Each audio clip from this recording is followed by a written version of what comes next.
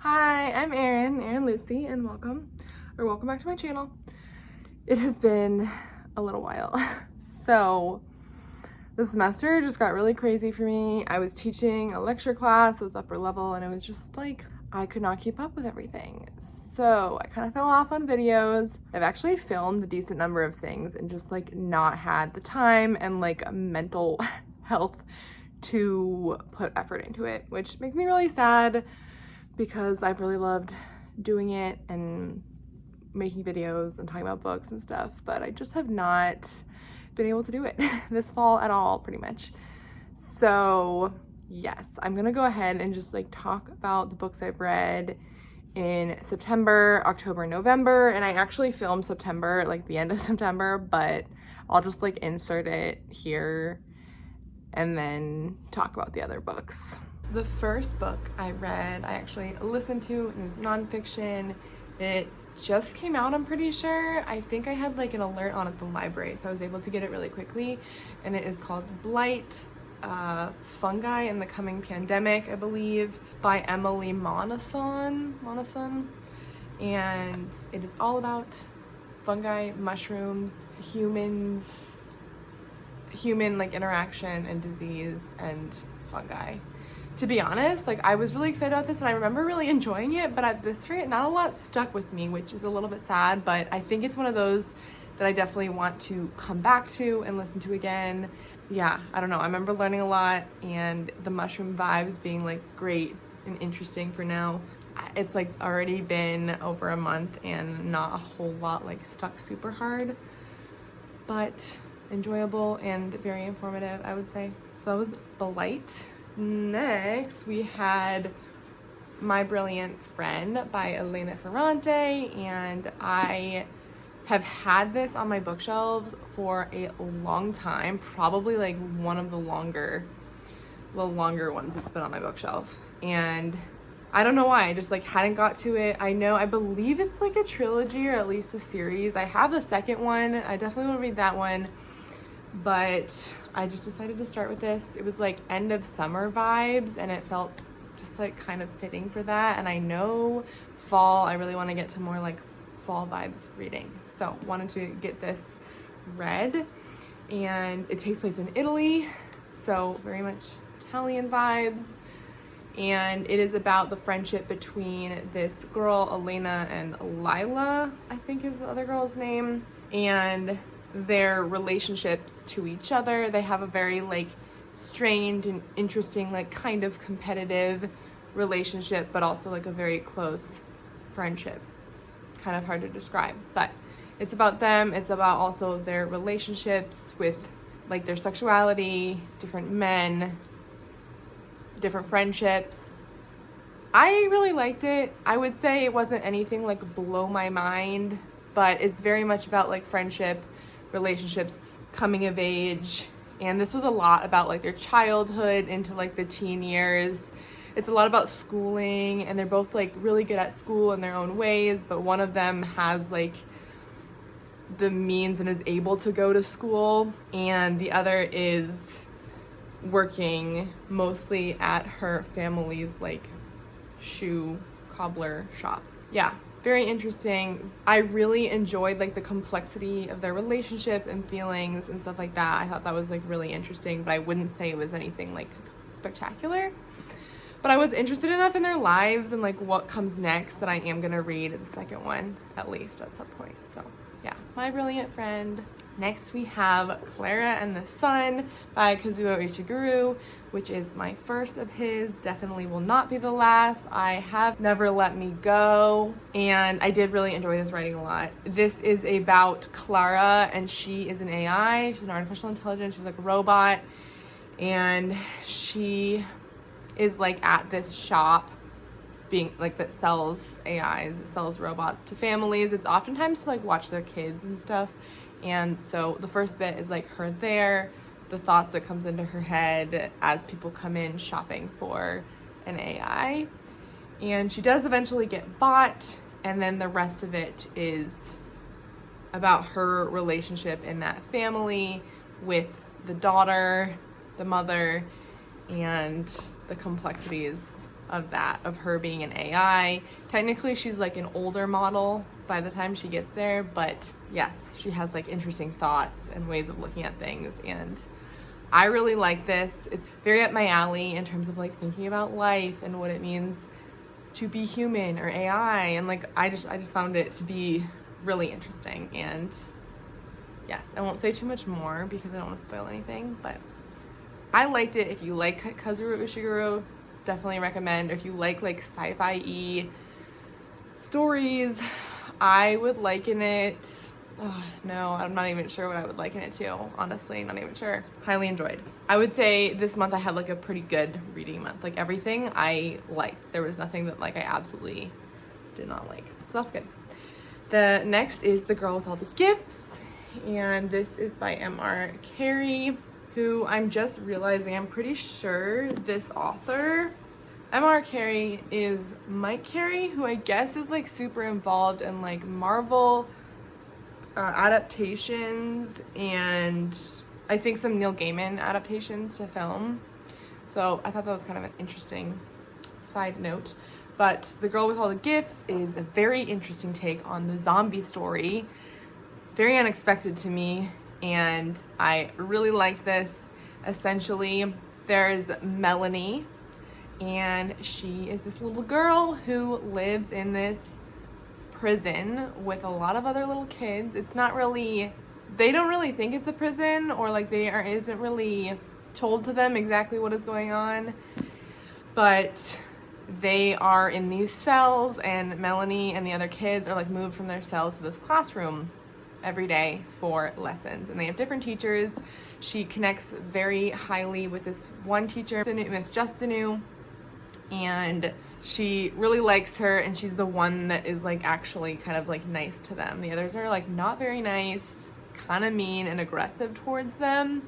They don't really know what's going on. They find out, and you do find out pretty early on, but I won't say too much. But the compound, or wherever they are, gets overtaken by these hungries.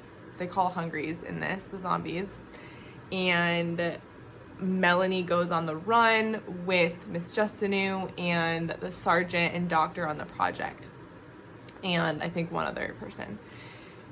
It's very complex because Melanie is not just an ordinary girl, and the way that other people treat her, especially the doctor and Miss Justinu, very interesting and really makes you think about humanity and what it means to be human. So of course I really enjoyed this. I thought it was a really interesting take on like the zombie side of things that like I just hadn't quite got this perspective before. So really, really interesting. I definitely wasn't perfect. Like I had some frustrations with how the doctor was portrayed, and I feel like it could have done an even better job of like portraying the difficulties with being a scientist and trying to save the human race, essentially, by portraying the doctor a little differently. Anyway, I don't want to say too much because I don't want to give anything away, but if you've read it, let me know what you think, because that was really interesting, a really interesting thing to think about. Yes, The Girl with All the Gifts. We'll do The Starless Sea by Erin Morgenstern, which I know I am like incredibly late to the game on this one. I have not read The Night Circus either. I read this for a specific video / idea that I had, and I'll just like preview it because hopefully I'll get this video out in the next couple of weeks. I have one more book to read for it, but it's like reading ChatGPT recommended books based on my favorite books, and read The Starless Sea, finally. So I don't even know like if I can give a good summary of this. It's very like speculative, very non-linear, and I'm trying to think. So essentially there's this guy, Zachary Ezra Rollins, who goes searching for this place, like finds this imagery, this key, this bee, what is it, and the sword. And I think there's like a, thing like this on it. Essentially, like far beneath the earth, the surface of the earth, upon the shores of the Starless Sea, there's a labyrinthine collection of tunnels and rooms filled with stories. So it's all about storytelling, and it all relates to this like Starless Sea, but it's all very like speculative and interesting, and you don't really know like what is real throughout, but it's like Zachary Esmeralda is trying to figure out what is going on, what the Starless Sea is, and has a lot of storytelling, really beautiful storytelling. There's some really cute romances, but it's also a little bit hard to follow. I will say usually I like this kind of thing, like non-linear, really just like makes you think and lots of vibes. But I think because this one was a little bit longer and there was more to keep track of, I think by the time I finished reading it, it just like, it had a harder time like holding my attention and bringing me all the way to the end, fully having understood, which part of the point is like not to fully understand, I think. So overall, really enjoyed. I think this is like solid 4 stars for me. But if you don't like that kind of thing, non-linear or like not super plot driven, then you might not love this. I did though, very vibes, and I definitely will be reading The Night Circus at some point after reading this. So. Now, I made a bit of a mistake with reading multiple like fantasy romance books at once.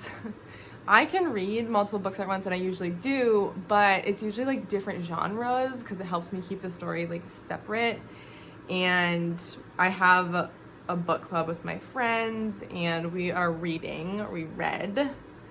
Our September book was One Dark Window, super reflective, but by Rachel Gillig, which has been all over like Book Talk and stuff like that. But we read this for September book club, and this is my problem, is I read this book and another one, which I'll talk about in a second, at the same time. So I feel like my main characters and plot even are a little bit like melded together. So I will not do that for my own sake again, because it really confused me. This one takes place in this world where, or this like town kingdom where everything revolves around these like magical cards, like a deck of cards, and there's like a specific number of each card, and each card does something different, but it's like very limited, and mostly like the powerful have these cards, because if you have them, you have like some sort of, you can use them to do kinds of magic, and they're really sought after by the king, because essentially a long time ago, this other king, he cursed their entire kingdom by upsetting the spirit of the woods, and she was the one who originally like gave this power, and this like kingdom used to like kind of worship in a way, or kind of like give gifts to and ask for help from, and this king kind of made her mad for a couple of different reasons, and like cursed the land with this like mist that's kind of deadly, and this illness, this infection that infects people, especially children. And in order to fix it, in order to get rid of the mist, they need to bring all, I think, 12 cards together into a single deck. But like I said, there's different numbers of different ones, so some are harder to get than others. There's one card that is very, very particularly difficult to get, and that's kind of a lot of like where this plot goes, is finding these cards. And Elspeth is our main character. She is infected, but the king has not found her, because when they found the infected, they essentially like kill them or put them out into the mist. And she has been able to like get away from them and not be detected. But not only that, she has a little bit of a secret where as a kid, she touched a card and is now also infected by this nightmare, which they talk about very early on, but it's a lot of the plot kind of revolves around this nightmare that is like in her head. And so it is about her journey, and she becomes quickly involved in collecting cards for some of the royalty.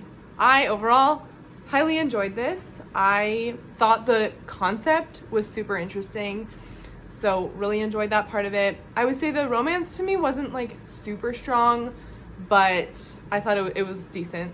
So yeah, I'm definitely gonna read the next one. It comes out I think in a few weeks, so very excited for that. And I want to say it's just a duology, which I love when that is the case. I'm a little hesitant because to me in this book there's like a lot to wrap up. To me there was a lot of world building that like didn't really answer a lot, or like lack of world building. I usually am very like forgiving on that on first books, but that is kind of a bit of a warning, I guess. One Dark Window. The book that I read at the same time as One Dark Window, and it just happened to be when a lot of like plot and world building was happening for both of them, so it made it really confusing. But that is Fall of Ruin and Wrath. And the only reason I read them at the same time is because for our book club, we meet once a week and we like break each book down into like a quarter of it, and we'll talk about that quarter and like what everybody thinks and what we think is going to happen, which is really fun. I love doing book club that way, but it made it really confusing reading this book. So anyway, I read this book. This is Jennifer L. Armentrout's new book. She has in the past not been my favorite fantasy romance, just like personal preference. Didn't really love From Blood and Ash in that series. I think I read the first two and just like was already trying to push my way through those.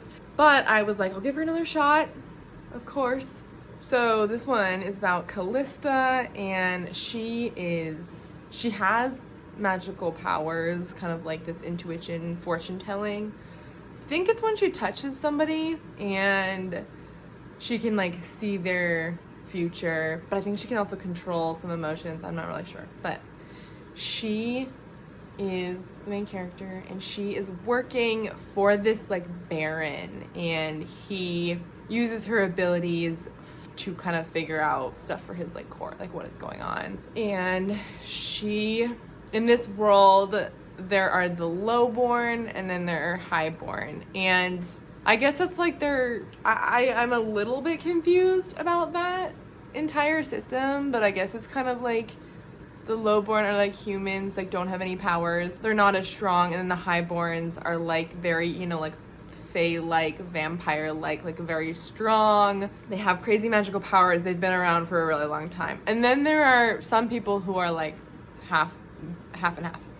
Anyway, that's kind of like the general setup, and of course it's that like, you know, Callista and the lowborn like think that the highborn are horrible, and like, you know, like they think the highborn view all the lowborn as just like, you know, their servants, like to serve them. That anyway, there's like this whole viewpoint from either side. And right in the beginning, Callista ends up saving this highborn from being tortured and killed by lowborn, and begins this whole like journey and relationship with him.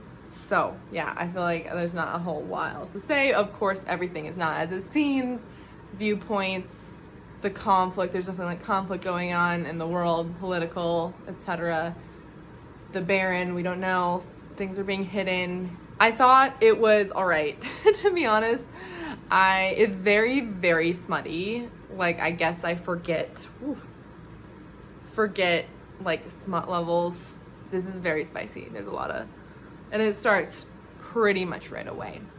So I was a little surprised, shouldn't have been, but was. And yeah, I will continue. I'll probably read the next one next year, because again, first book, you know, there's a lot unanswered and just very confused by at the moment. I wasn't blown away though. If you like fantasy romance, if you like Jennifer Armentrout, I'm sure you'll like it, but I felt kind of in the middle about this one. This is probably of the month my least favorite, but definitely by no means like hated it or didn't like it. I still enjoyed it, had a good time reading. Last book, which was my favorite. I saved my favorite for last. I love this book. It's definitely gonna be in my top 10 of the year. I just like know it. I don't know, and that is Divine Rivals.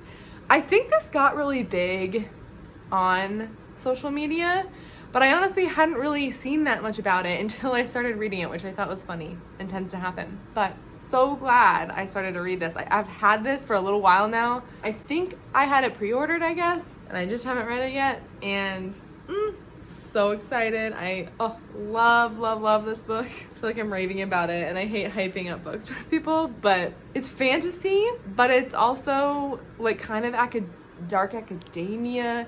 Almost feels a little historical, but I'm also not really a historical fiction person.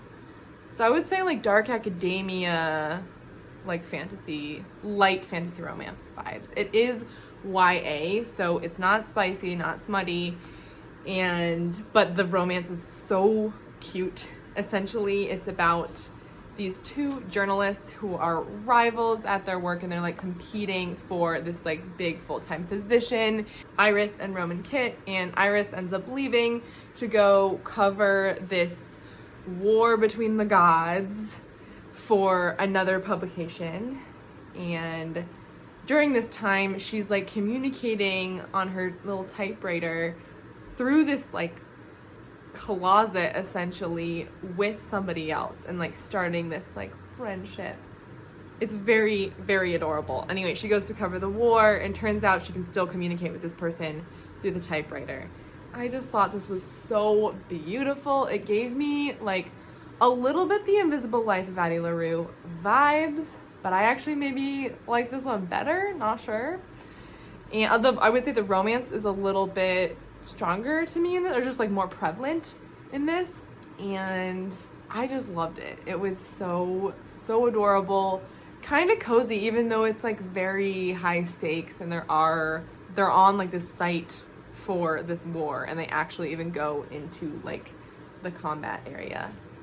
So there is that, but for some reason it just felt super heartwarming. And I believe this is also a duology. I hope that's correct, but I know the second one is coming out, I think December. Very excited for this, especially for where it left off. I'm not going to say anything else, but I really highly enjoyed this and definitely would recommend Divine Rivals. It was YA, but didn't feel too YA. Like, it didn't have a lot of the things that I've struggled with YA characters recently. I just found them to be very young and like noticeably that, and usually in fantasy romance especially, the main character is also like very arrogant and young, and I just like, it's not a vibe that I enjoy anymore. And this did not feel like that. Like, I really liked the main characters and loved the relationship, the world, all of it. So, Divine Rivals. Okay. Now for back to the current present. It is December, and I also like just didn't read a whole lot in October and November, so that was also kind of tough. I don't know what it was. I was busy, but I also just kind of felt like in a bit of a reading rut, I guess. I don't really know what was going on. I like picked up a ton of things. I started a lot, which I'm not going to talk about any of those, but I don't know. I just like could not get into it and like feel super psyched about things. So anyway, I just like did want to say that I finally kind of like, I was feeling so anxious and like not great about like not posting, just like more for like my like pressure on myself of like not feeling great about it. But I don't know, I did come to this point where it's like, it's ultimately like for me, and just like your reading is like, it's, I don't know, it's supposed to be fun and for you. And so both in like number of books and what I'm reading, and also videos that I'm making, yeah, I just needed to like pull back and like not put pressure on myself. Yeah, I would love to have the time to be able to do it like more consistently, but it just was not happening, and I feel like I was feeling very stressed about it all.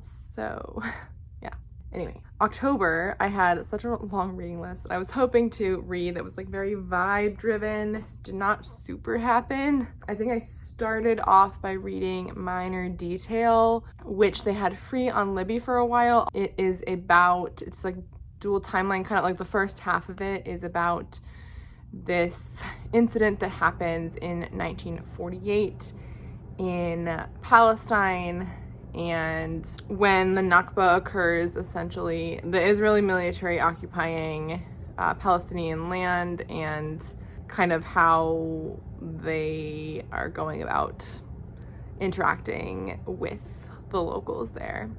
It's really heartbreaking. The way it's told is also very interesting. It's very like monotone almost, like the tone of the audiobook and just the story. It's like very like matter-of-factly written, which is super interesting way to like consider what is going on and think about like what's actually happening. So yeah, the first half of the book is about this like group of military that finds this girl and kind of what happens from there. And then it flashes forward to I think the 1970s. I'll double check that, but there is this woman, she's like looking into what actually happened in like with that incident back in the 1940s and kind of the struggles that she is facing in occupied Palestine and kind of what she needs to do in order to like find answers and kind of how that is for her and her interactions with also the Israeli military. So yeah, it is really heartbreaking and made me really upset, especially with everything going on in the world. So I feel like that's another big reason I didn't read a whole lot. I think my thoughts were super preoccupied with what was going on, and I went to school with a number of Palestinians and in undergrad and had known about this conflict since like long before October, and I think it made me very frustrated just to see like the world's reaction or like lack thereof beforehand and ignorance in the whole situation. Anyway, I'm not gonna talk about that anymore in this, but definitely contributed to my like mental health and what's been going on in the past couple of months. It's just really hard for me to think about anything else and do anything for fun, even to like help with my own mental health. Anyway, Minor Detail was the first book, and then I also started reading Brandon Sanderson's Cosmere Mistborn trilogy. I read the first one and I started the second one, so I'll probably talk about that hopefully in a later video, but I really enjoyed Mistborn. It is essentially about this world where it says basically the mist rule the night, the Lord Ruler owns the world, so the whole world is kind of under like the rule of this Lord Ruler, but obviously there's like some really not great things going on with that, and it's kind of about this like uprising against this Lord Ruler that is forming and mostly surrounds this girl Vin, who is a Mistborn herself. So a Mistborn, essentially the magic system in this world is like they can use metals to control, to move things, and the whole magic system is built around different types of metal. So I thought that was like really cool, unique. I really loved that. I liked Vin and her story. I liked her as a character. I found her to be interesting, her backstory, and there's a lot of like kind of found family and finding yourself coming into one's own. I really was enjoying this. I thought that it was a great start, and we'll definitely continue with this. But this was my second Brandon Sanderson, so have so far enjoyed everything by him. So the next two that I read were very like October themed. I read A Dowry of Blood and Dracula. This is just the library edition because I got it out of the library, but Dracula. And I kind of dual read these, which in retrospect, I kind of don't recommend because I had not read Dracula, like the original Bram Stoker before, and I found it to be a little bit confusing reading a kind of like it's like The Dowry of Blood is like a feminist retelling of Dracula, kind of. It's about his wives and how like their story and their parts that they play in kind of the traditional Dracula, but also way more on like kind of them as characters, which I really enjoyed. Like I really liked this book. I thought it was good. There was a lot of really interesting, like very poetic lines that I liked, very interesting passages and like really cool things to think about. But I did find it confusing because I was like reading this for the first time as well. And so I didn't know the story enough to like tell which was what. I feel like I just got myself confused, which was totally on me, but I really enjoyed A Dowry of Blood. I liked Dracula, but I will say it's like told in so many different parts, like by different characters, and I did not love like all of them. I would actually say that I liked the first bit I thought that was really interesting. There's just a lot of like really interesting and good like kind of creepy descriptions of the castle, and that part was really interesting. Essentially when Jonathan Harker is like in his castle and is trying to figure out what's going on, and him like realizing all like the creepiness happening. So that was kind of my favorite. I felt like the middle section was, I don't know, just kind of slow to me, but overall liked it. Glad I read it, especially because it's kind of like a more classic Halloween October read. So that was really fun.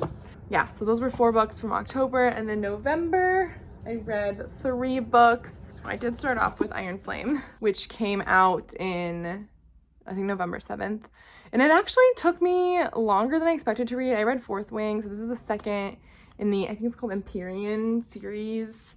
And the first is Fourth Wing, if you are not familiar. But I did really like Fourth Wing. I read it so fast. I found it to be really addicting, like a really fun reading experience. And I loved like the dragon side of it. I thought that was super fun. There were just so many elements of it that like I really liked. I thought the pacing was really well done. Iron Flame I had a lot harder of a time with. Like I was very excited for it, but I tried to have relatively low expectations because I know that the author is like a little newer to fantasy and I didn't want to like overhype for my own sake. But I do feel like it just felt a lot more rushed. It felt really long, like unnecessarily, and just like the pacing felt a little strange. Like there were certain parts like kind of more towards the beginning that were like really fast paced and exciting, but then there was also some parts that just like dragged on for a really long time. I don't know what it was. I don't know if it was like rushed in terms of publishing, but it felt like it needed like a few more rounds of editing. And I feel like bad saying that. I feel like there was like overall story interesting. And I think it was like a good follow-up that didn't like let me down necessarily in terms of plot or anything. I just think that like it could have used some more time to kind of flesh out a little bit. And like, I don't know, I feel like there were also a lot of like really unnecessary descriptions of things, like more telling as opposed to showing. So yeah, not bad. It just was not as exciting of a reading experience as Fourth Wing. It took me like 2 weeks to read, which is a long time for this book. Yeah, I liked it. Plot, great. I found the main character to be way more grating in this one and frustrating. It may be a me thing though. I don't want to say too much because it is the second one, but I just found her reasoning for things, especially in the romance, to be like a little silly and kind of, she felt like way more childish to me in this one as opposed to the last one. Again, might be a me thing, but yes, still excited to keep reading the series and thought that it was like an interesting follow-up. And there were some questions that were answered that I was like really kind of needing answers to and confused by in the first one. So that was good. But yeah, Iron Flame. And then I had another second book. So that was actually one thing I also realized this fall was that like I had started so many trilogies. Like after I started Mistborn, I was like, oh my gosh, I'm in the middle of so many series. So I kind of made it a point to finish some, and I've been trying to finish, like reread the first one, The Parable of the Sower, a couple of months ago, but I did end up reading Parable of the Talents and love this. I thought this was such a good follow-up. There's like a huge time jump, and there's a lot more like time jump overall in this one in terms of kind of putting perspective, like kind of the entire worldview and like current events happens just on like a much larger scale in this one than the first one. But I honestly liked it just as much, if not maybe even more, because I think there was just like more answers to what was happening in the world and what happened with Lauren, who's the main character, and her whole belief system, Earthseed, which I just find super interesting. I love Lauren as a character. I think she's so interesting. I feel like it's so funny just like reading her descriptions and the descriptions by her daughter and her brother in this book. And other people kind of describe her as very cult-like, and I just was thinking, I was like, man, if I were to be drawn into a cult, this would be it, Lauren's cult, which is so funny. Anyway, I think her beliefs are just really interesting, especially in the world that they live in, and it's also its relation to our current world.